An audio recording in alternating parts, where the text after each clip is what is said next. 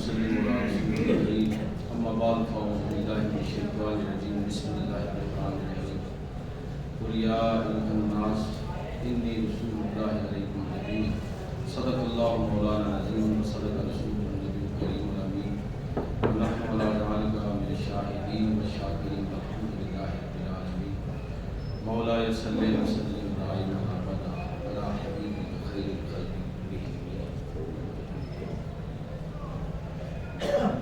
अल्लाह ताला की हम्द व सना नबी करीम सल्लल्लाहु अलैहि वसल्लम पर दुरूद व सलाम के बाद इंतहाई वाजिबुल एहतराम सामिन व हाज़रीन, अल्लाह की फज़ल व तौफ़ीक़ से हम सब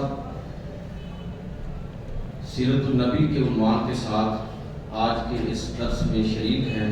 मैं आप सबको इस रूहानी और इल्मी मजलिस के अंदर शिरकत पर मुबारकबाद पेश करता हूँ।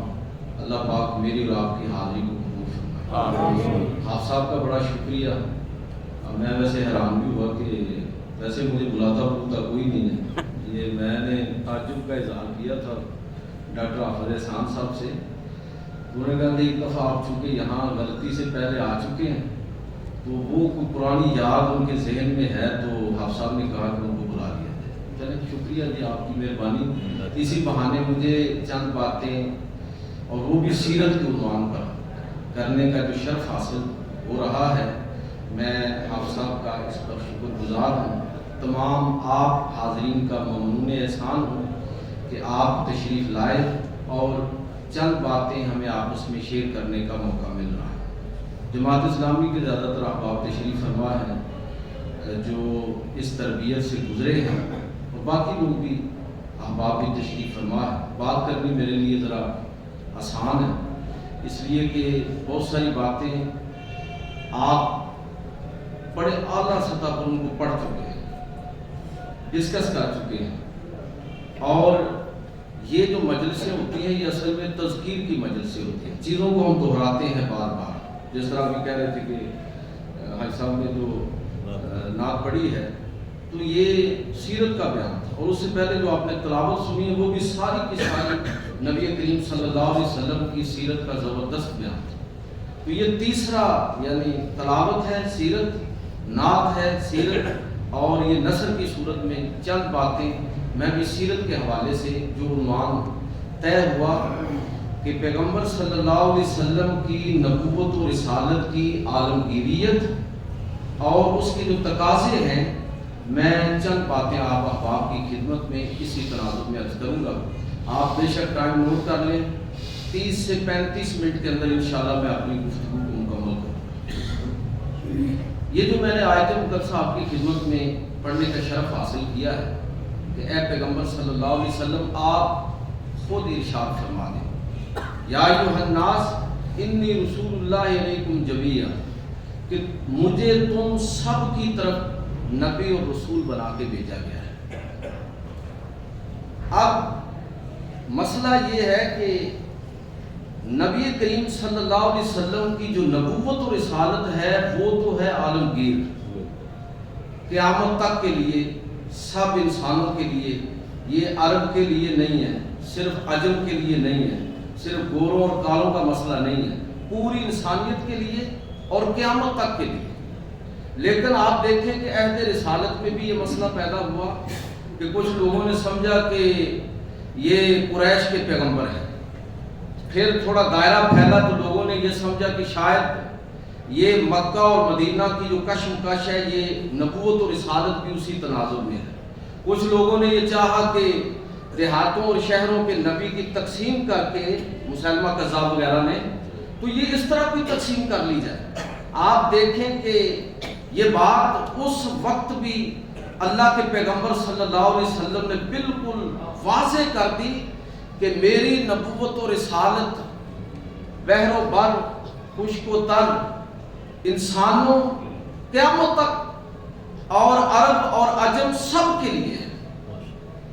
लेकिन ये गलत फहमी लोगों को रही, हत्ता कि पैगंबर सल्लल्लाहु अलैहि वसल्लम की दावत जो है वो پوری دنیا پر چھا گئی. صلح حدیبیہ ہوا اور دنیا کی طرف جس طرح خطوط روانہ ہوئے، اور پھر آپ کے وصال کے بعد صحابہ کرام کس طرح ہمارے سامنے بحر ظلمات کے اندر گھوڑے دوڑاتے ہوئے نظر آتے ہیں، کہ پھر یہ دنیا کو پتہ چلا کہ واقعتاً ہی یہ نبوت و رسالت خاص قوم، علاقے یا خطے یا خاص لوگوں کے لیے نہیں تھی، پوری انسانیت کے لیے تھی.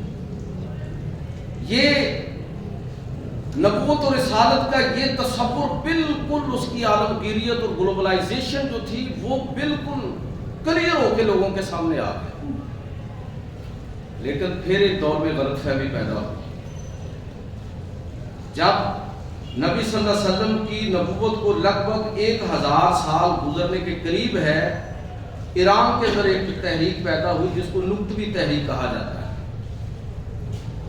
اور اس کا بنیادی تصور یہ تھا کہ معاذ اللہ حضور کی نبوت اور رسالت جو تھی وہ صرف عربوں کے لیے تھی، اور یہ چیز نمایاں کرنے کی کوشش کی گئی کہ وہ نبوت اور رسالت 1000 سال کے لیے تھی. اب وہ 1000 سال گزرنے کے قریب ہے، اور وہ نبوت اور رسالت چونکہ خاص وقت اور خاص لوگوں کے لیے تھی، اب کسی نئے پیغمبر اور نئے نقطہ نظر اور نئی سوچ اور فکر کی ضرورت ہے. آپ جانتے ہیں کہ نکتوی تحریک کے یہی اثرات برِ صغیر میں آئے، اور جلال الدین محمد اکبر دین الہی، اس کا پورا پس منظر اگر آپ پڑھیں تو آپ کو سمجھ آئے گی کہ اصل میں وہ یہی دعویٰ تھا. ایران سے جو اثرات ادھر آئے ہمایوں کے ذریعے، تو یہی تھا کہ بس 1000 سال کے بعد یہ دین ختم ہو گیا. نبوت و رسالت کی ابدیت وہ ان کے تصور میں نہیں تھی، لہٰذا یہ دین الہی کے نام سے ایک نیا دین کھڑا کرنے کی کوشش کی گئی. لیکن آپ جانتے ہیں کہ حضرت مجدد الفسانی رحمۃ اللہ تعالیٰ ہے، ان کو مجدد الفسانی اگر آپ پڑھیں نا یہ کتاب تاریخ داب و عظیم سید ابو الحسن علی ندوی، تو آپ کو واضح پتہ چلے گا کہ اصل میں حضرت مجدد الفسانی کی جو تحریک ہے اس کا سب سے بنیادی ہدف کیا تھا کہ نبوت محمدی صلی اللہ علیہ وسلم کی عالمگیریت اور ابدیت کو دوبارہ سے لوگوں کے دلوں کے اندر جاگوزی کیا جائے، لوگوں کو دوبارہ واضح کیا جائے کہ یہ 1000 سال کے لیے نبوت نہیں تھی، بلکہ یہ نبوت اور رسالت قیامت تک کے لیے تھی. جنرل نالج کے لیے عرض کروں گا کہ برِ صغیر کے اندر سیرت پر فارسی زبان میں پہلی کتاب اور رسالہ جو ہے حضرت مجدد الفسانی نے اثبات النبوت کے نام سے لکھا. تو یہ آپ مجدد الفسانی انہی معنوں میں ہے کہ آپ نے رسول اللہ صلی اللہ علیہ وسلم کی نبوت و رسالت کی جو ابدیت تھی اور عالمگیریت تھی کہ یہ قیامت تک کے لیے نبوت و رسالت ہے، اس کو دوبارہ لوگوں کے سامنے بیان فرمایا. اب پھر ایک نیا دور ہے جس میں اور آپ اس وقت موجود ہیں. اب اس طرح کا کوئی مسئلہ نہیں ہے، یعنی ہمیں کسی خارجی محاذ سے جو اس حوالے سے جو خطرہ ہے وہ نہیں ہے. بدقسمتی سے داخلی محاذ پر ہم نے جو ماحول کھڑا کیا ہے اس سے لگتا نہیں ہے کہ حضور کی نبوت و رسالت قیامت تک کے لیے، اور اس سے لگتا نہیں ہے کہ یہ نبوت و رسالت عرب اور عجم، مشرق اور مغرب سب کے لیے ہے. ایسے لگتا ہے کہ یہ مسلمانوں نے اپنے عمل کے ذریعے ثابت کیا ہے اور مسلسل ثابت کر رہے ہیں کہ اسلام کوئی عالمگیر دین نہیں ہے. حضور صلی اللہ علیہ وسلم کی نبوت و رسالت کوئی عالمگیر نبوت و رسالت نہیں ہے. وہ میں اکثر عرض کیا کرتا ہوں کہ عجیب و غریب قسم کا ماحول ہے ہمارا کہ لوگوں نے اسلام کو ٹکڑوں کے اندر بانٹ کر اس کی عالمگیریت تباہ کر کے رکھ دی. کسی نے توحید پر قبضہ کر لیا، کسی نے رسالت اپنے کھاتے میں ڈال لی، کسی نے اہل بیت کی فرینچائز جو ہے وہ اپنے لیے خاص کر لی، اور کسی نے صحابہ کے ساتھ اپنے آپ کو اس طرح جوڑا کہ باقی ہر چیز کی نفی ہو گئی. ہم جب اسلام کو خود ٹکڑوں کے اندر اس طرح بانٹیں گے تو مجھے آپ یہ بتائیے کہ کہاں گئی اسلام کی عالمگیریت اور کہاں گیا نبی کریم صلی اللہ علیہ وسلم کا جو پیغام، اس کی جو گلوبلائزیشن کی جب ہم بات کرتے ہیں تو وہ کدھر گئی؟ اس لیے یورپ اور مغرب کو آج موقع ملا ہے اس ماحول کے اندر کہ وہ دنیا کے سامنے آج یہ دعویٰ کرنے کی پوزیشن میں ہے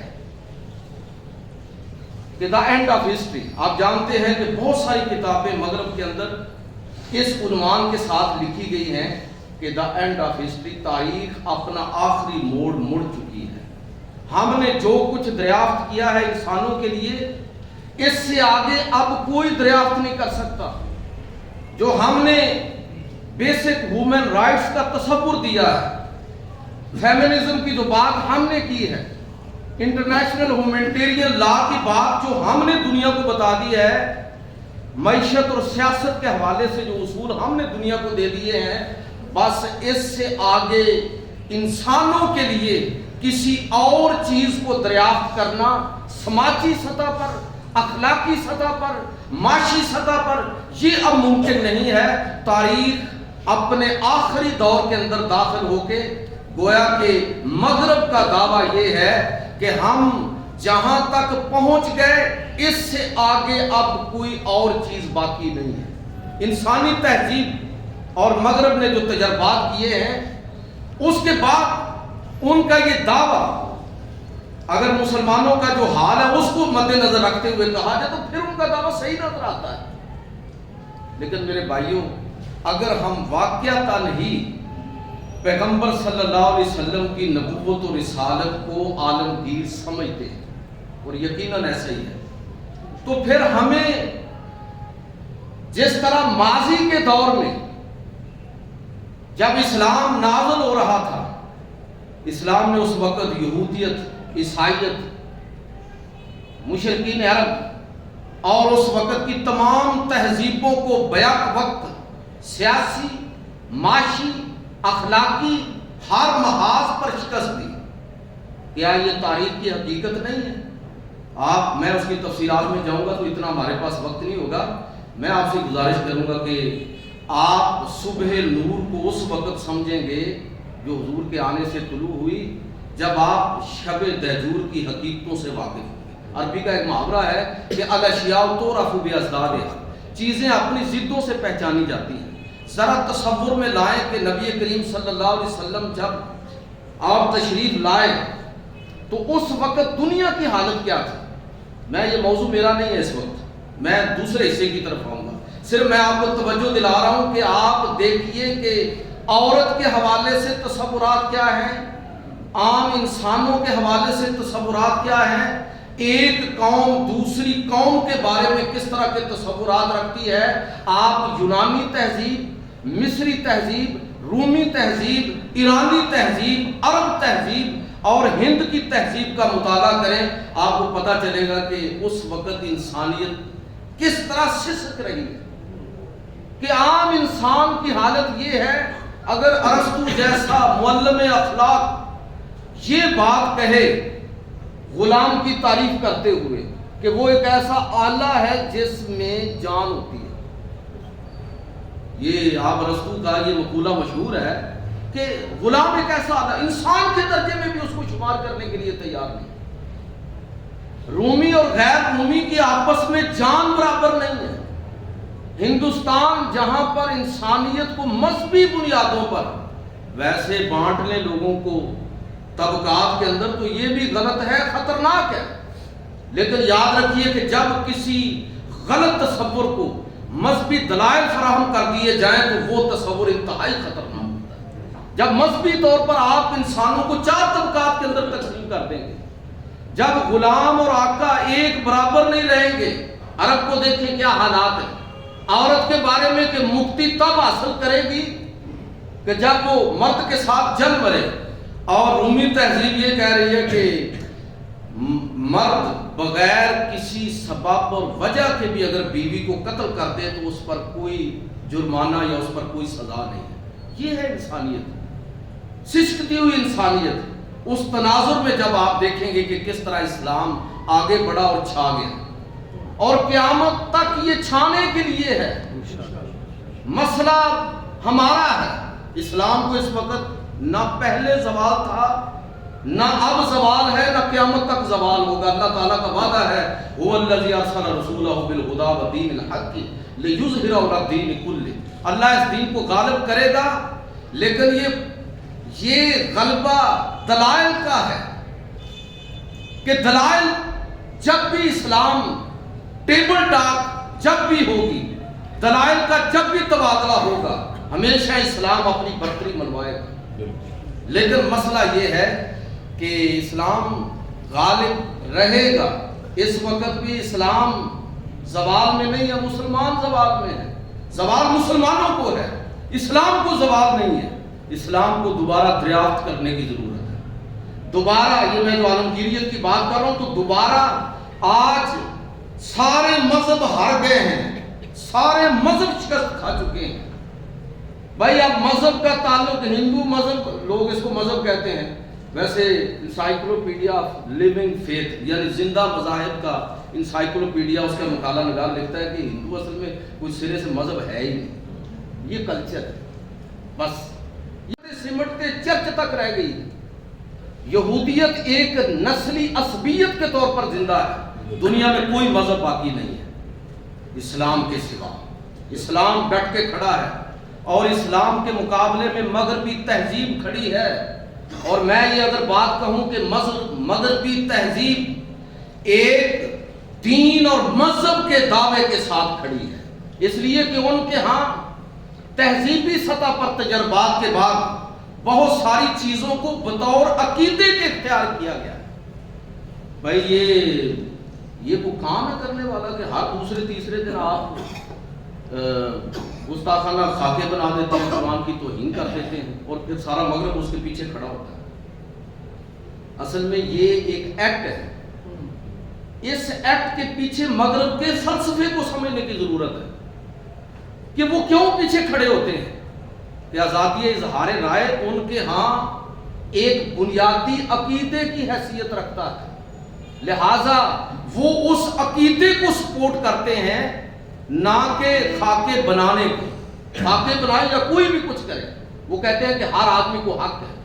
اصل میں اس کے پیچھے مغرب کے وہ پختہ عقائد اور نظریات ہیں جن کی بنیاد پر میں کہہ رہا ہوں کہ اس وقت جو کلیش ہے نا، وہ صحیح معنوں میں اسلام اور مغربی تہذیب کے درمیان ہے۔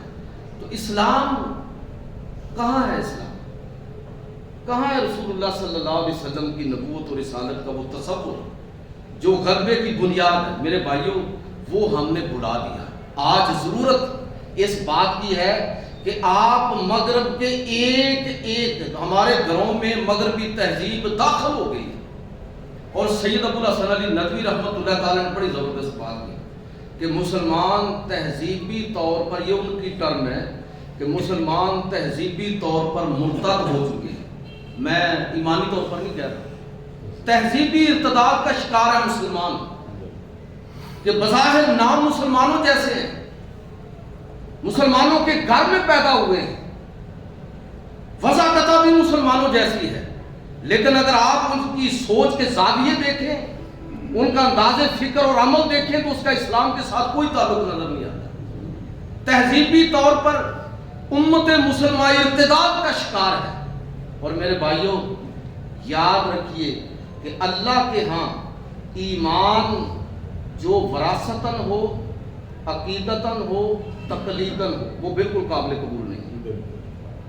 ایمان شعوراً ہوتا ہے، اقرار باللسان ہوتا ہے، تصدیق بالقلب ہوتا ہے، عمل بالجوارح ہوتا ہے۔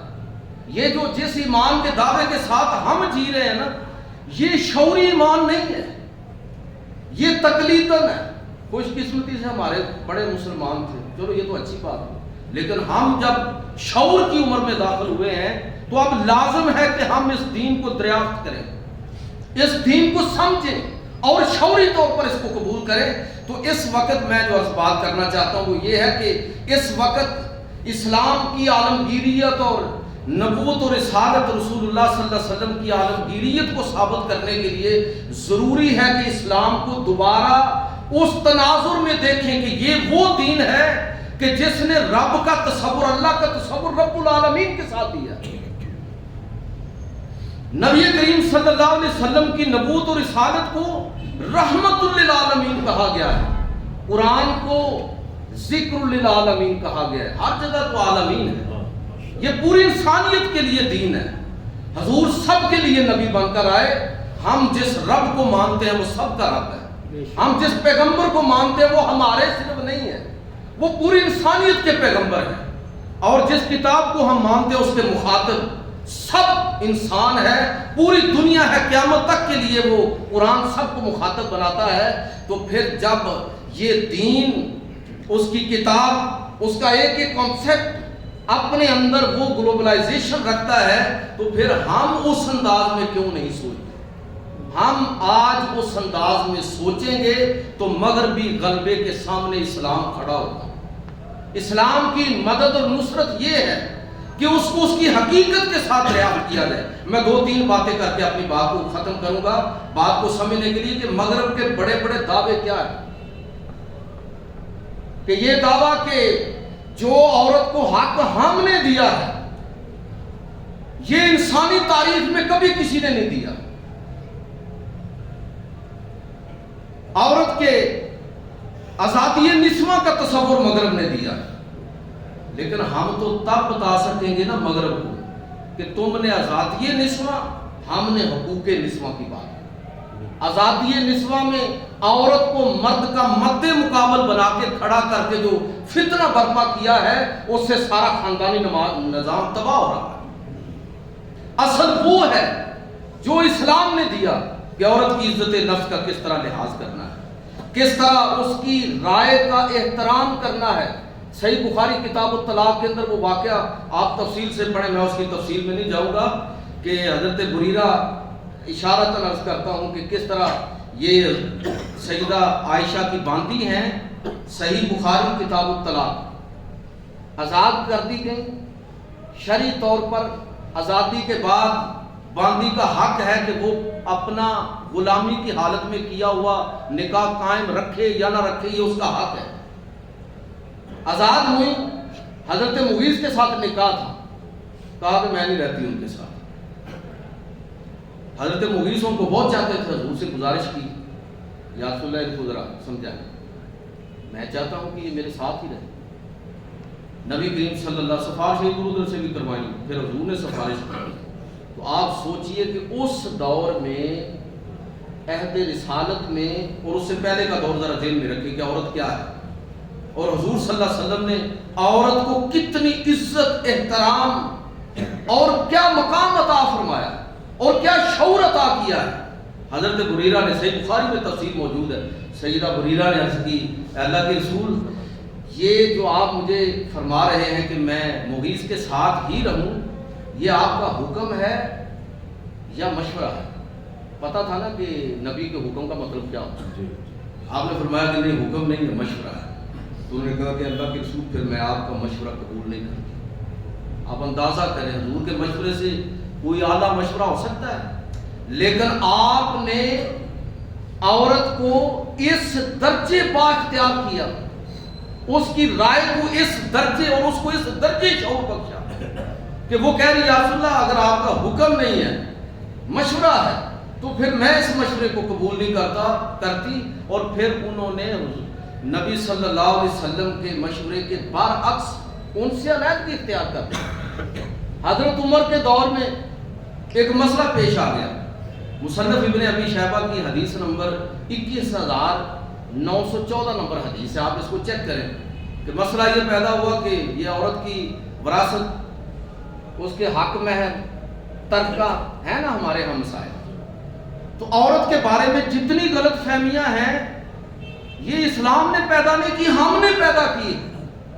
اسلام کی راہ میں، حضور کی نبوت اور رسالت کے عالمگیر تصور کی راہ میں مسلمانوں کا عمل رکاوٹ ہے۔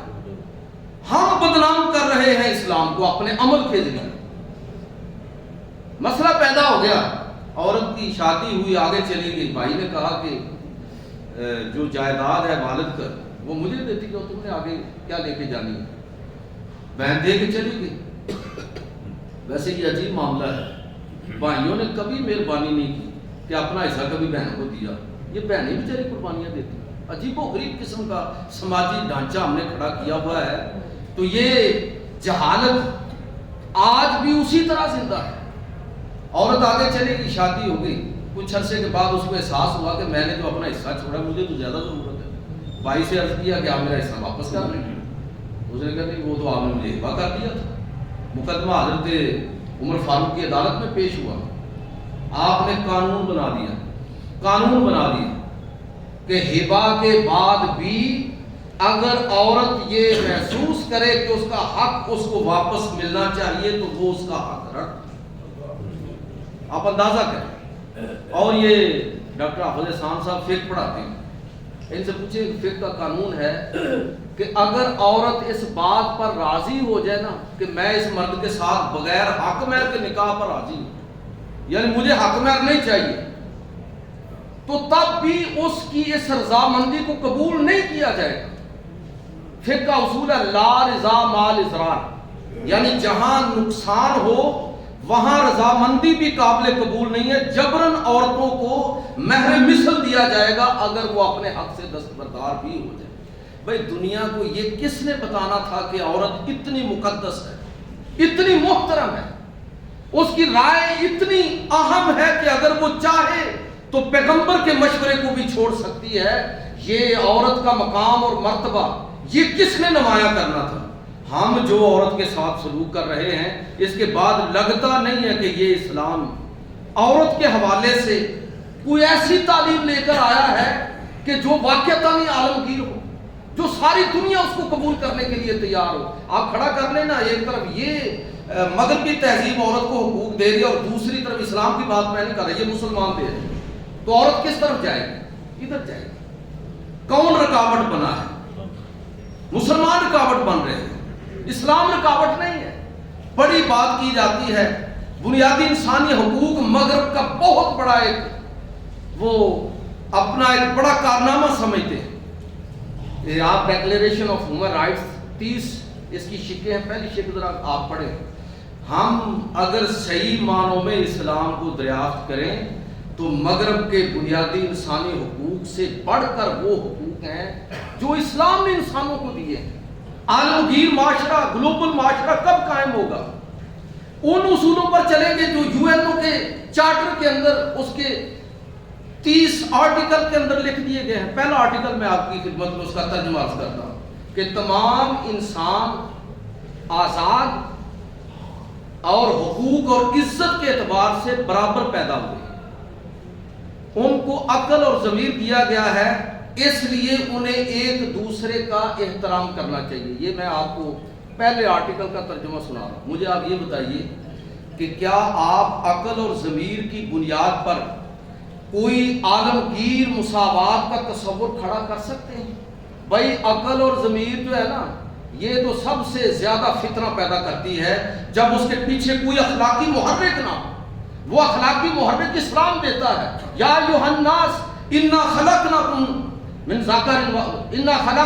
من ذکر و انثی وجعلناکم شعوبا وقبائل لتعارفوا ان اکرمکم عند اللہ اتقاکم.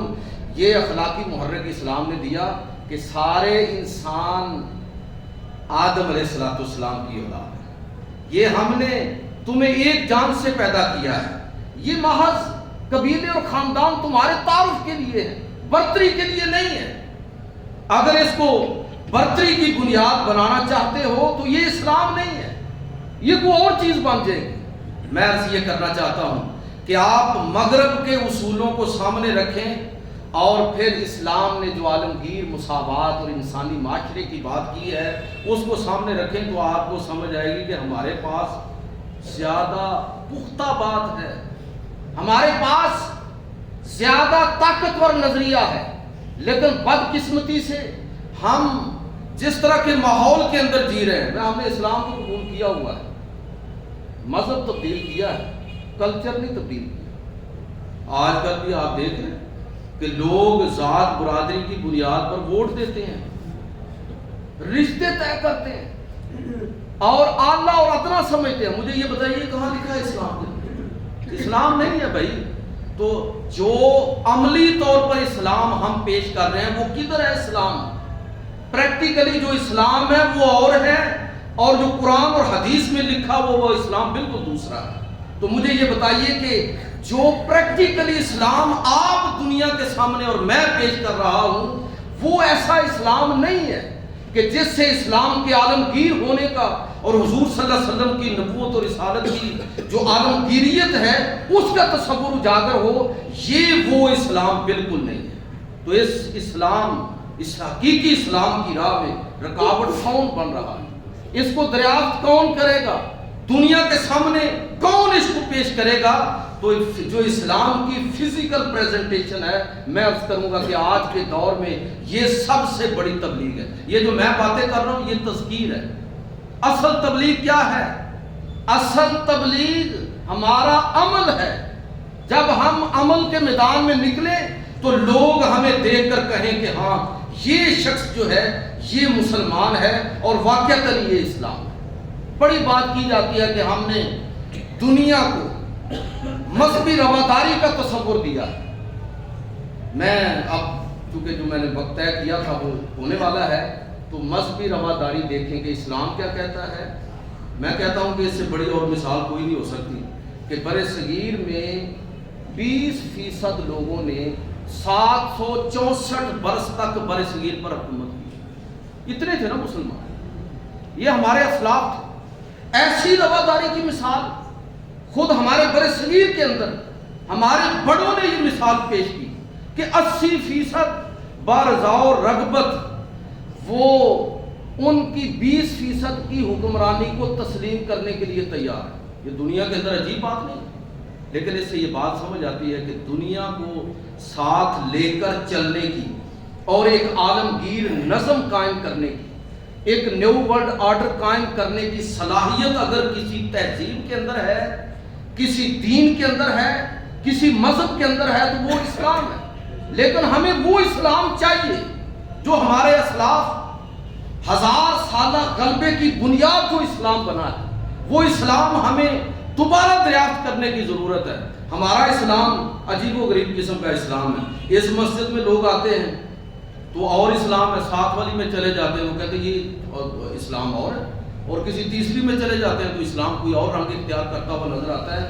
عجیب و غریب ہماری حالت یہ ہو گئی ہے کہ ہمارے ناموں سے اندازہ ہو سکتا ہے کہ اگر غلام رسول ہو، غلام نبی ہو، عبد المصطفیٰ ہو تو یہ بریلوی ہے، عبد الغفار ہے، عبد الاحد ہے، عبد القادر ہے، وہابی ہے، ابو عکاشہ ہے، معاویہ ہے، ابو دجانہ ہے، دیوبندی ہے، سکینہ ہے، فاطمہ ہے، غلام عباس ہے، غلام حسین، شیعہ ہے۔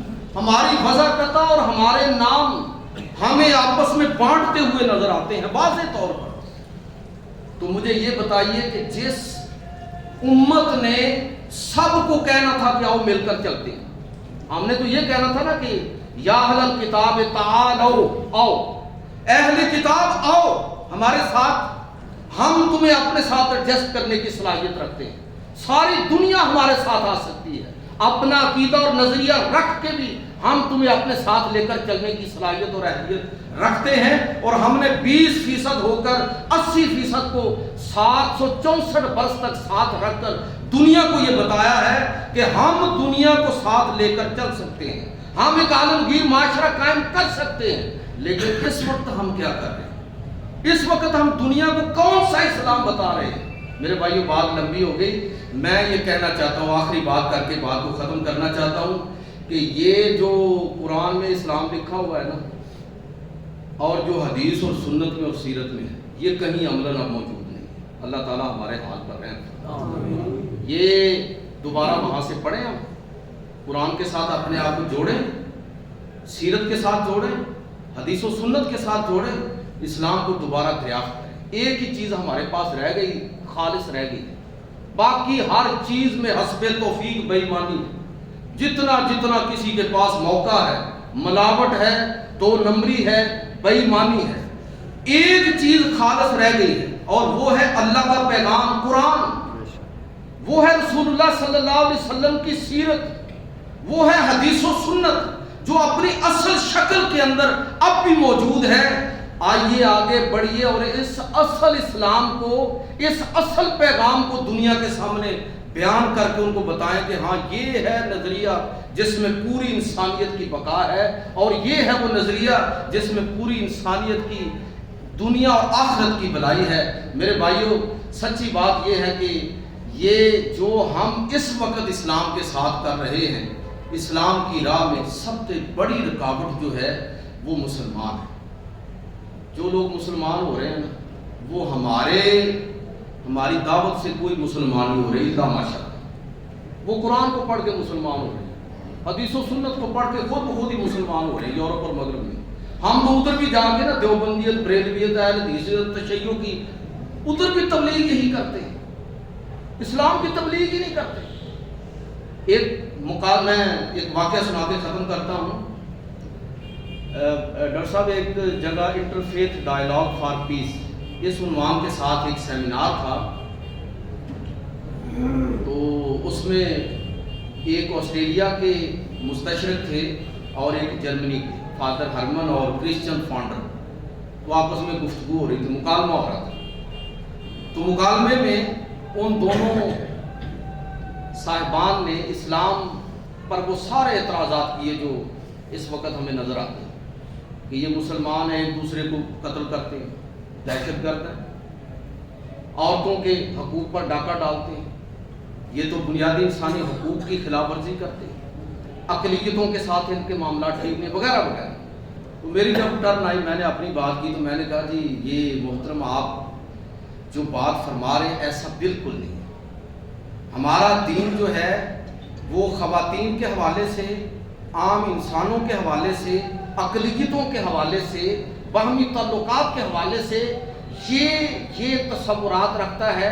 کچھ آیتیں اور حدیثیں میں نے پیش کی، تو وہ میری بات سن کے نا فادر ہرمن جو تھا وہ کہنے لگا کہ پی ایچ ڈی قرآن میں، تدبر قرآن پر پی ایچ ڈی کی تھی، مستشرق ہے، پی ایچ ڈی مولانا امین حسن اصلاحی کی تفسیر تدبر قرآن پر پی ایچ ڈی کی ہوئی، اردو بھی بولتے تھے، باقی اپنی زبانیں بھی بولتے تھے۔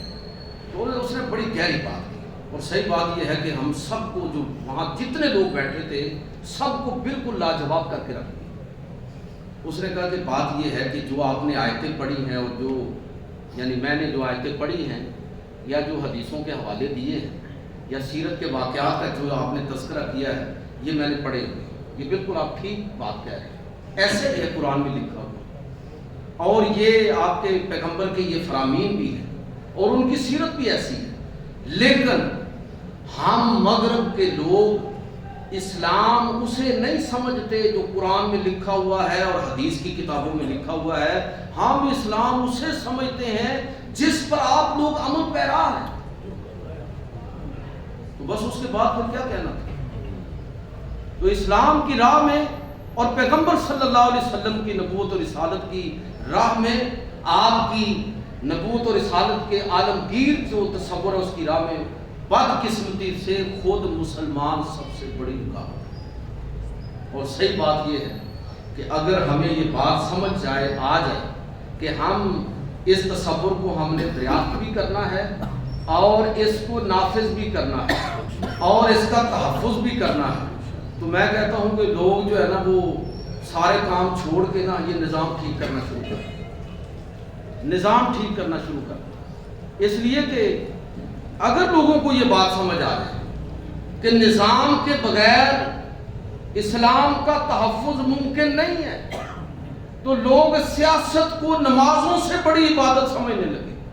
لوگ نمازیں چھوڑ دیں کہ یار بعد میں قضا کر لیں گے، روزے مؤخر کر دیں کہ بعد میں قضا کر لیں گے، لیکن پہلے اس نظام کو ٹھیک کرو جس نظام کی وجہ سے کفر ہر طرف پھیلا ہوا ہے۔ اور میں یہ بات برملا کہنا چاہتا ہوں کہ یہ تصور سید ابو الاعلیٰ مودودی رحمۃ اللہ تعالی علیہ ہے، اور یہ بالکل وہی تصور ہے کہ جب علوی تحریک اپنے نقطہ عروج کو پہنچی، محمد نفس زکیہ نے بغاوت کی، تو امام ابو حنیفہ رحمۃ اللہ تعالی علیہ نے فتویٰ دیا۔ آپ امام ابو حنیفہ کی سیاسی زندگی مولانا مناظر احسن گیلانی کی کتاب پڑھیں، اس میں وہ فتویٰ انہوں نے نقل کیا ہے کہ امام ابو حنیفہ نے اس وقت یہ فتویٰ دیا کہ آج محمد نفس زکیہ کی مدد کے لیے نکلنا بدر کے معرکے میں شریک ہونے کے برابر ہے۔ آپ اندازہ کریں کہ نظام بدلنا ہے۔ لوگ یہ بڑی قیمتی بات آپ لوگوں کے نوٹس میں اس کو پھیلائیے کہ امام حسین وہ کس لیے شہید ہوئے تھے۔ خلافت و ملوکیت پڑھ لیں اور سید ابو الاعلیٰ مودودی کا وہ خطبہ پڑھ لیں جو انہوں نے ایک شیعہ مجلس کے اندر دیا تھا۔ تو بھائی نظام کے لیے، نظام کے تحفظ کے لیے، ورنہ تو جان بچا سکتے تھے، خاندان بھی بچا سکتے تھے، سب کچھ قربان کر دیا کسی اعلیٰ مقصد کے لیے۔ کون سا مقصد تھا؟ خلافت کا نظام، ریاست کا نظام۔ اللہ تعالیٰ مجھے اور آپ کو عمل کی توفیق عطا فرمائے۔ آج ضرورت اس امر کی ہے کہ سیاسی اعتبار سے، معاشی اعتبار سے، اخلاقی نقطہ نظر سے مغرب کے سامنے اگر ہم بند باندھنا چاہتے ہیں تو اسلام کو، اصل اسلام کو دریافت کریں۔ رسول اللہ صلی اللہ علیہ وسلم کی نبوت اور رسالت کی جو گلوبلائزیشن ہے اس کا تصور اپنے اندر تازہ کریں۔ اللہ پاک مجھے اور آپ کو عمل کی توفیق عطا فرمائے۔